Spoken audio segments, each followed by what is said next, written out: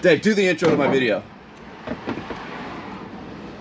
Good morning, everybody. What do you say? What is it? What's up? Good morning. Welcome back to another video. What's up? Good morning, everybody. Welcome back to workforit.com apparel. What are we looking for?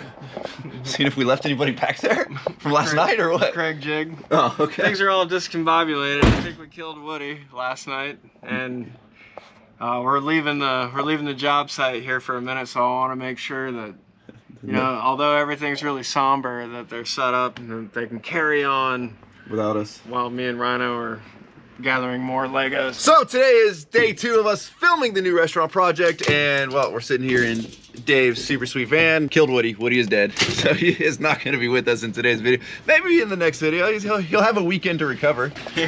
You know? Uh-oh. In honor of Woody.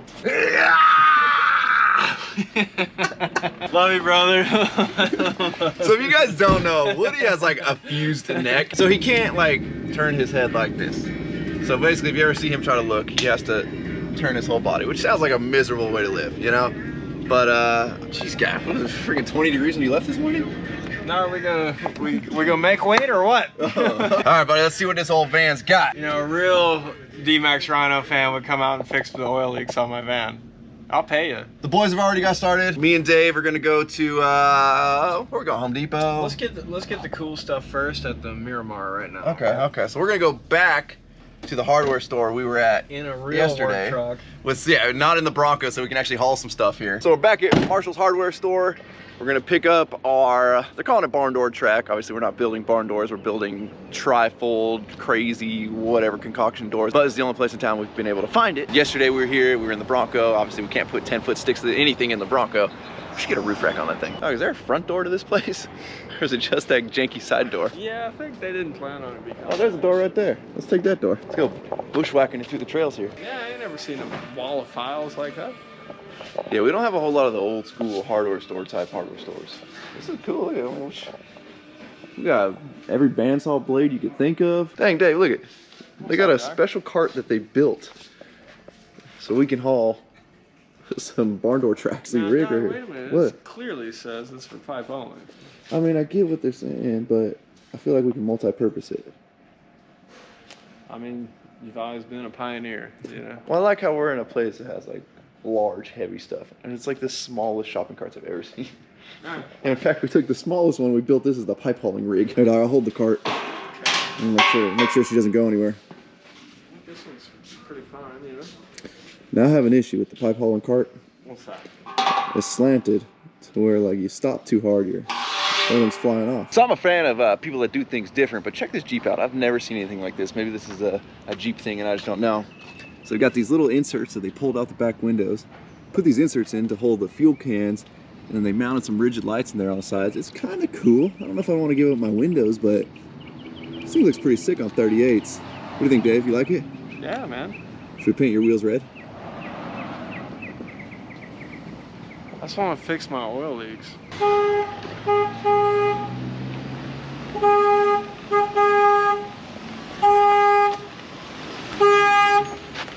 Dave? Dave at the lumber yard? Rhino, dude. What's up with the one glove, Dave? Amazing, dude. Michael Jackson. I think it's one more. Yeah, should be one more. I think that one I put, yeah, that one's cool. Looking good, Dave. Looking good. Glad you took your shirt off to load some lumber. You want me to put the metal on, or are we good? Okay, so far we have been pretty successful today. We got our lumber, we got a key, we got some drywall mud, we got some flashing-ish. Rhino's been censoring some of my jokes from you guys. Wasn't me, Dave. It wasn't me. Dave, we're getting shown up right now. Look at this sweet custom bumper on this van next to us. Dude, that's like a freaking front end of a freight train. You know what he's missing though? What? A winch. Alright, we made it back. Nick, buddy, I got you a present. We were at the hardware store. Look what we got you. Oh, man. Oh, it's a little one. Is that not the right size? No. No, it's not. There's Is it 27? No, there's a 21 inch. We need a 24 inch. I tried to tell Dave, Nick, now we gotta make a new block. So, now we gotta jump back to some work. We got Dave over here dancing to the, what is it, the hoot and the hollers? Dog, I love the hoot and hollers. The hoot and hollers is where it's at. Well, no, what is it? Nick was yelling at us. Nick says we can't play rap anymore. We got to put on some rhythm and blues. He was calling the Fugees rap. Oh, it's Nick. It's Nick. So, anyways, we're gonna get some work done here. Oh, jeez, almost tripped and fell. Not safe, Dave. This is not a safe work site. I need a red flag on this 2x4 here. So I'm gonna remove this countertop right here. This is obviously this ain't what we're looking for. So we're gonna pretty much save the bar in its height, other than this last little section here. We're gonna basically tape it all level all the way across, but we gotta start with a little bit of demo. So let's get this old countertop off here and move Dave's super sweet coffee bar.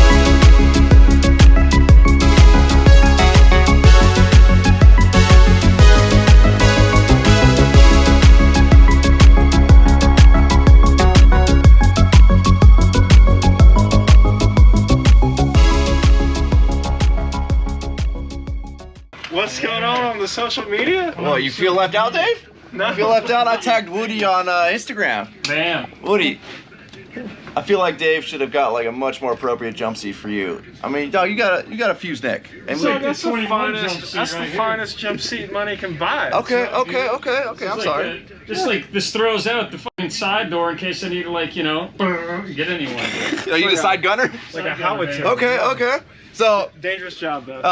when we were filming previously, the GoPro died and we didn't end up filming the rest of the day. Good news is though, by filming today, we got Woody back. He's alive. Woo, I'm alive. Dave's wearing a shirt he wasn't 3 minutes ago. Don't worry, it's a nice day. It'll come off. Okay. Can I take my shirt off too? Does that mean I get to Yeah, take my you shirt can off? take. Yeah, absolutely. All right, so we're taking Dave's van here, complete with Woody back there. We're gonna go pick up Dave's welder, my welder, some saws, Drill press. Little baby drill press. Yeah, we used to bring the big drill press. We don't need to do that. I mean, we got Woody back there to hold it. We don't got to strap nothing down. And an annular drill. So we made it to Dave's house to get his oversized rig here. Hold on. Woody, you want to hold the camera, buddy? Dude, I'm on it. All right.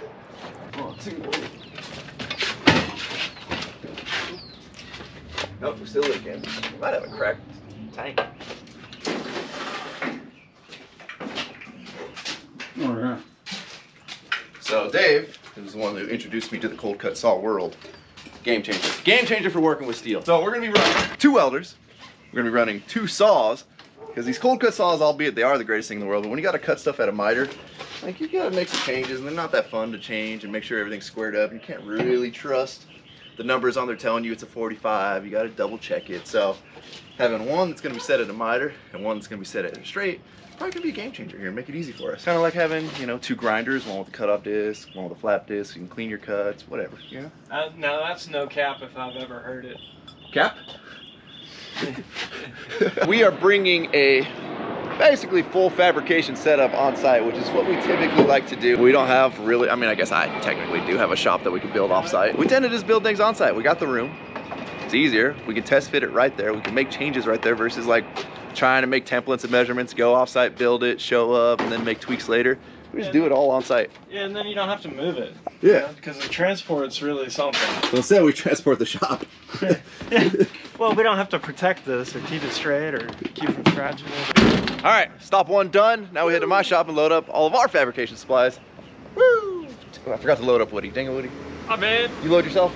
I'll load myself. Alrighty, so now we have made it over to my shop to grab my welding setup here. We're gonna take Zach's cold cut saw, We've got Woody a new hoodie here. Look at that,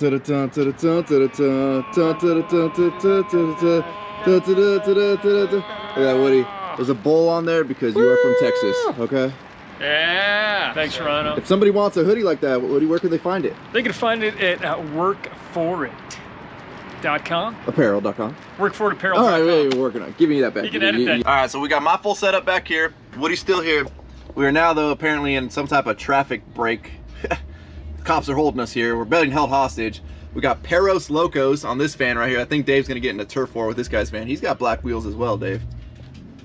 Looking pretty good. Yours sits a little higher though. I like your look a little better. That's about the tires on it, you know, like, yeah. Like you kind of, you know, I get it. My tires are kind of expensive. Yeah, bud. You won't jump out there and go yell at those cops and tell them let us through? Yeah, we got work to do, bro. I mean, there you go. Yep. Put your badge on. Hey! I don't think I've been at a full dead stop in years, and I think the one time is because there's a puppy dog on the freeway, which I was totally okay with. Okay, so we've made it to the job site. We are going to, well, I mean, I guess made it back to the job site. We started here this morning. Gonna unload our whole fabrication shop into the restaurant. Good man Woodman doing all the heavy hauling over here. Fun of moving Dave's TIG setup. Here you go, Woody. yeah. You do the hard part, Woody. Thanks, I got the hard part, dude. Don't worry. Roll down the first step. All right, get my hands in a good spot. I think I'm pretty good right there. You ready? Yeah. Oh, that's a professional Side action door's where right it's there. at, man. Look at that. Side door, back door action. You got it? So you're saying the side door's better than the back I door? think the side door's where it's at, you know? Right. Dave's a big proponent of vans over pickup trucks. And I gotta say, there's definitely times the van comes in handy over a pickup truck. I just can't, like, ever see myself being in a van full time like Dave loves to do. The guy's also a lot smarter than me, so maybe there's something to it. I've been driving the Bronco to work. I can't even carry tools. Now things are gonna get real. Now me and Dave are gonna jump on designing and building, well, obviously all these windows in here is what we have to get on, but right now we're going to focus on that center one, and we're basically gonna make these openings all the same. So every window and these three that are right here are gonna end up being the same, albeit the openings currently are just a little bit different, but we want them to all look the same. One detail we're figuring out right now is, if you see right above that door right there, there's a little window. We're calling it the transom window. There's gonna be little stained glass transom windows above everything here.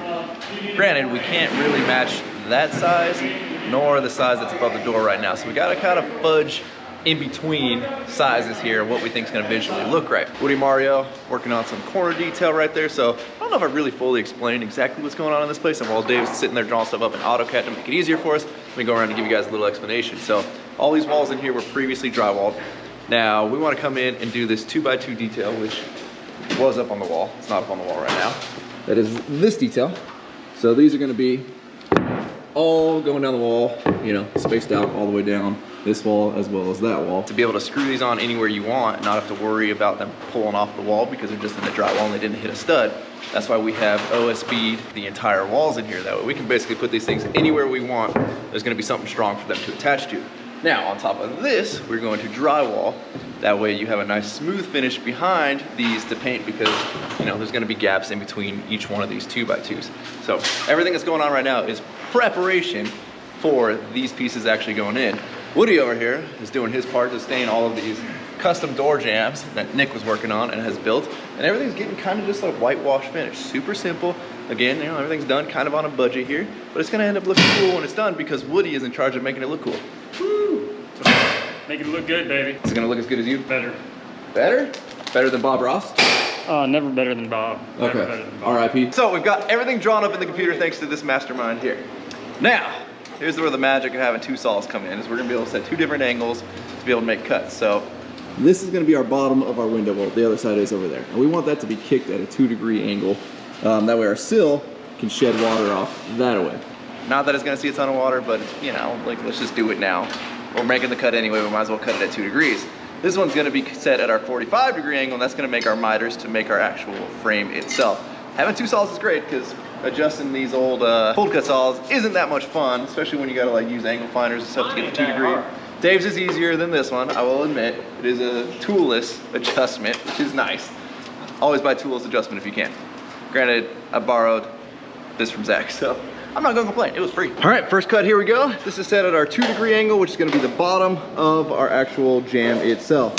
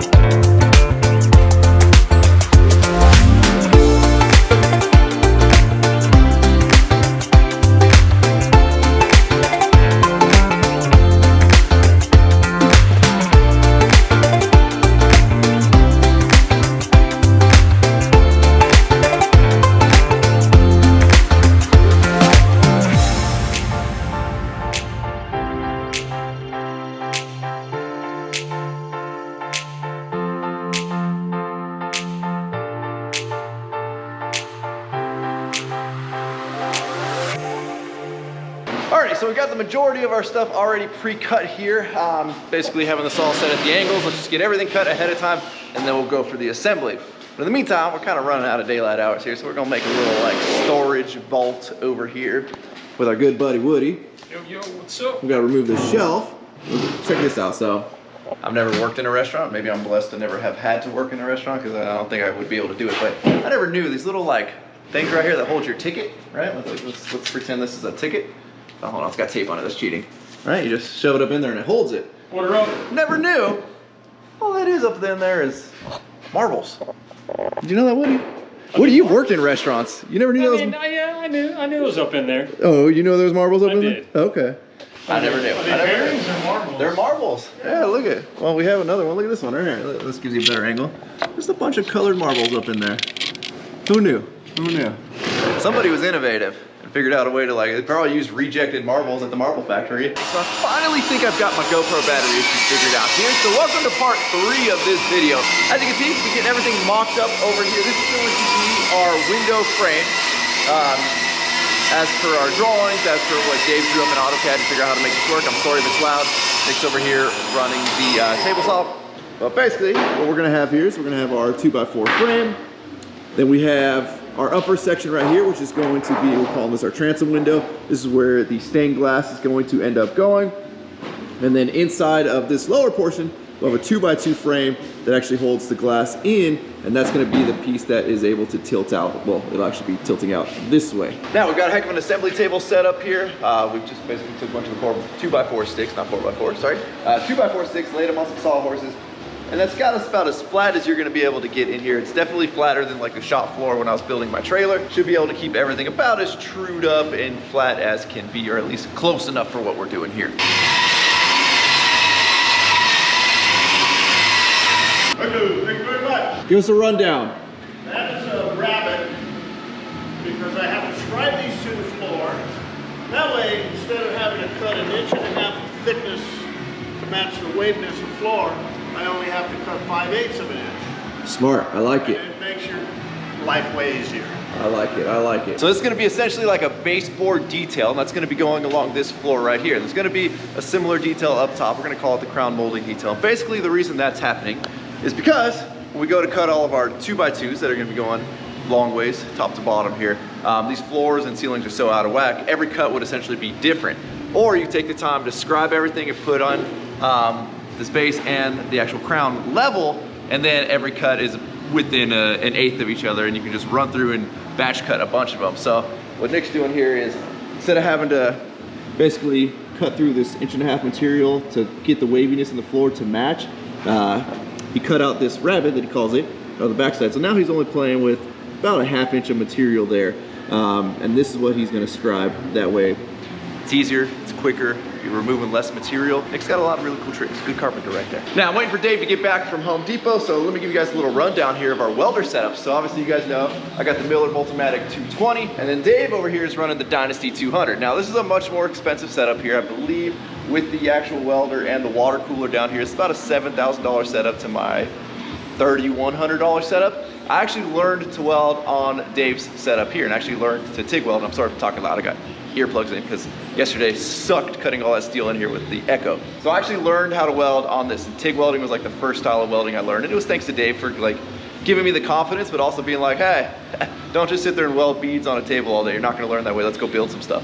So that's how I learned. So I figured like, oh, I know how to TIG. I've never MIG'd. And Dave also has a separate MIG welder, but he doesn't use it very often. He's a fan of TIG welding. I went out and bought the Multimatic 220 here because it does both, and it's not one of those welders that like says it does both and it kind of half-ass does both. That'll actually MIG and TIG very well as stick weld, but that's something completely out of my world. So I bought this thinking like, oh, I'm gonna use it to TIG weld and then I'll learn to MIG on it. Let me tell you, I have like almost exclusively MIG welded on that thing, and I freaking love it. I'm gonna sit here and try and convince Dave on how like we should just start bringing a MIG welder to job sites instead of his old big old giant heavy TIG setup here. We'll see what happens. We'll see. He wants to do dueling welders. So basically like dueling banjos. He wants to, you know, let's run 2 different welders and let's see, you know, who's quicker, who's cleaner, yada, yada, yada. Now we got the entire frame here figured out. We're not ready to weld yet because we need to do some drilling before we like weld this piece in place, and then it's too hard to get a drill in there and we're gonna end up fighting it. So we wanna do this ahead of time. Now, this is where the stained glass window is going to go, as mentioned earlier. But we got to make an area for the stained glass window to sit in. So there's going to be a piece of 1x flat bar that's going to run right here. The window's going to butt up against it. Then we're going to take a piece of angle iron, and that's what's going to sandwich the glass into place. The reason we're using angle iron is because there'll be a flat surface here, and then it comes up. This part holds the window in.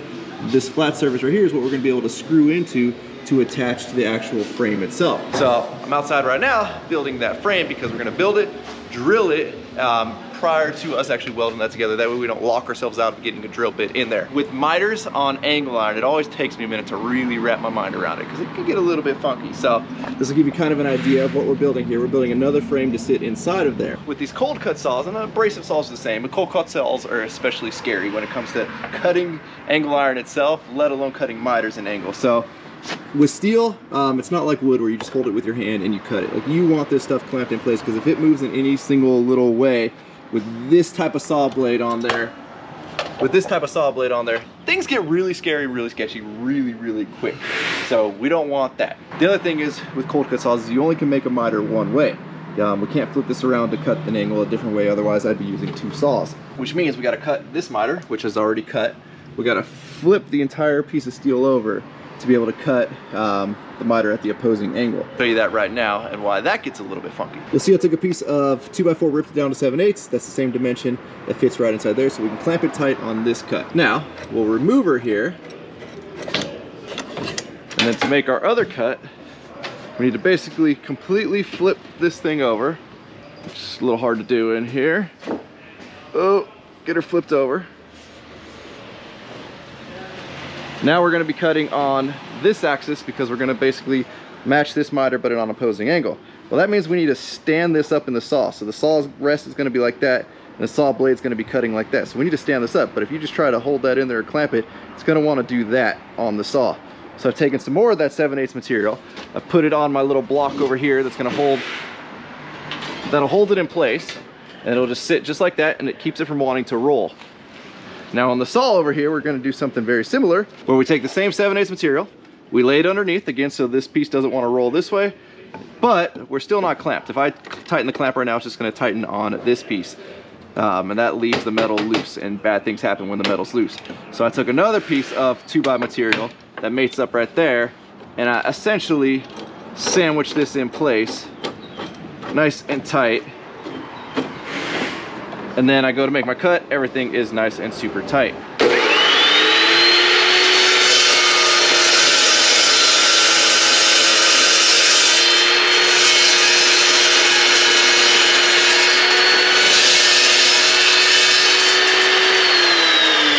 Nice clean cut, nothing got bound up, nothing got sketchy.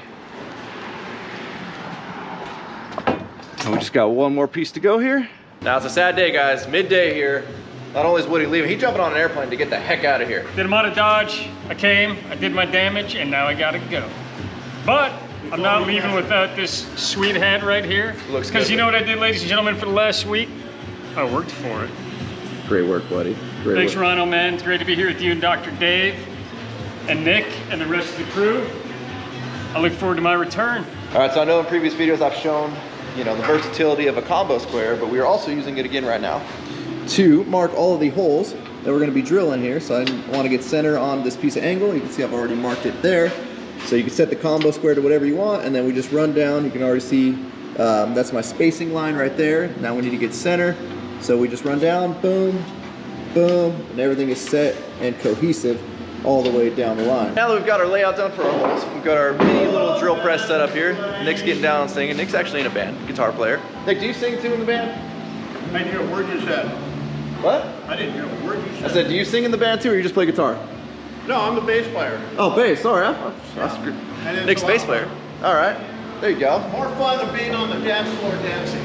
There you go. Good to hear, good to hear. So I've set up just a little mini station here for the mini drill press. Obviously, you know, I'm gonna be out here drilling way at the end right there. I want my material supported, so I just kind of screwed it onto the side of this little hostess server, whatever station we're gonna call it. And we're just gonna go through, pop all of these holes in our, I don't know, I guess we're gonna call it our window stop or our window, I don't know exactly terminology for the piece of metal that holds the window in place. Meanwhile, Nick's over here scribing his base. Nick, give us a little rundown here. Look at how good that looks. Okay, this thing, this floor, just in 4 feet, it's 5 inches there, it's 3/4 of an inch out of level in 4 feet. And you can see how the wood follows the floor. The guy even has a hump right here. Right. And you can look right here, yes, it is level. That's what we want, because that'll be level.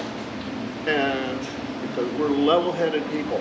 So Nick's making a mark, basically transferring what the floor is doing to that 2x4 that he ripped down earlier, and then he comes in and, you know, cuts all kinds of wonky stuff in it to get it to sit nice and flat on the floor, but it's level on top. That way your eye will never see that there's some weird stuff going on. Look at the bubble. Let's look at the bubble.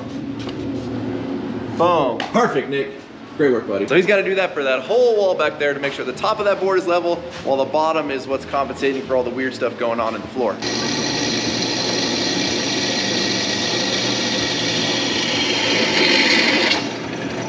Now, trust me, guys, I wish we were welding right now, but we got so much crap we got to do ahead of time that this is just what eats up probably a whole day here of doing a bunch of planning. So we've got all of our holes drilled now and our layout done where our holes are going to go. But now we need to transfer these holes to here.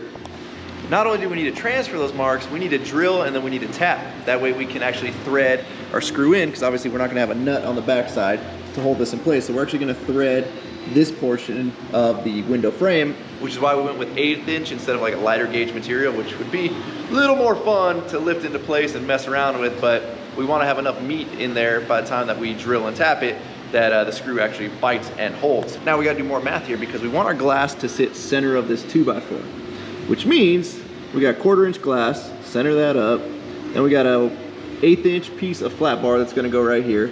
And then this angle is actually going to sit, if I can pick it up,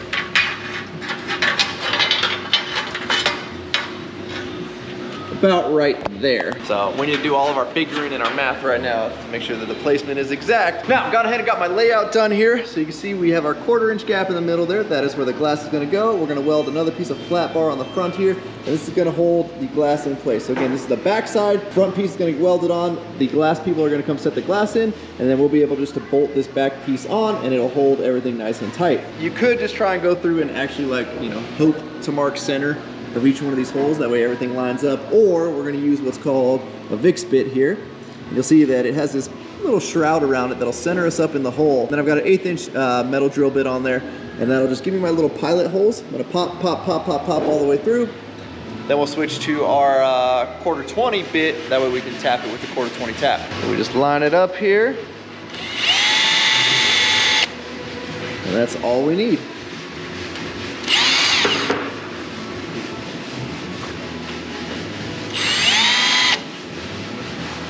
Drilling just enough here to mark center. So when we go to the drill press, the drill bit will fall right in that little dip. So we've gone ahead and drilled our holes on the drill press. Now, because I don't really feel like continually switching out bits on the drill press, we're gonna go ahead and use our tap here. We're gonna tap these by hand. We've got our Nix stick here, which is a cutting compound. We like the Nix stick over like a cutting oil because you just go ba-boom, ba-ba-boom, and it stays on your bit there versus like trying to splooge a little bit of cutting oil on there. This stuff's thicker, it's kind of like a glue stick.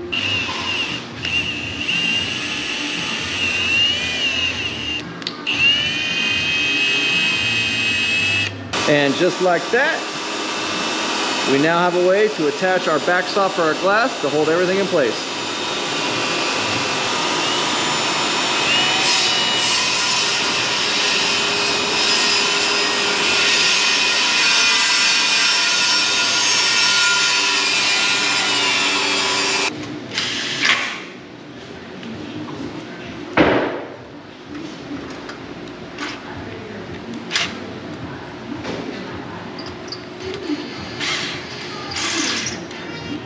So Nick did something he shouldn't do by not using the fence on the table saw there. He freehands rough shaping this here.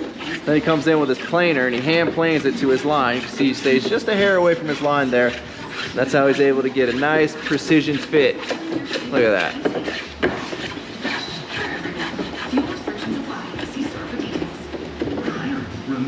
And now you know, so far everyone's been perfect, but the camera's on now, Nick. That's when things go south. No. Oh, okay. I like the confidence. I'm Nick. Okay, you are Nick. Doctor. That's how you know Nick got it right. He's right, he is Nick. He is Nick. Camera don't phase Nick. And just like that, guys, we have the entire backstop of the window in place here. Now, nothing's really squared up here yet. We still gotta get everything reclamped in place, but just coming over here for a little test fit, make sure everything looks good. We've got everything just screwed in place right now, kind of loosely.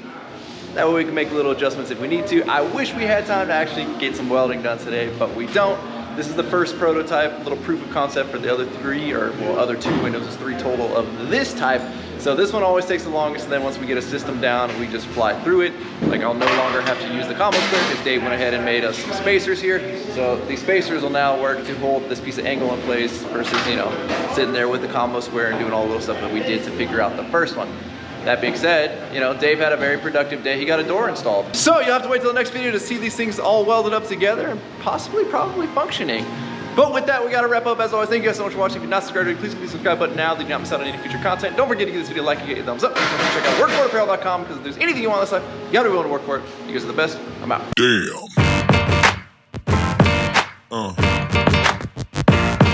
Yeah. Yeah.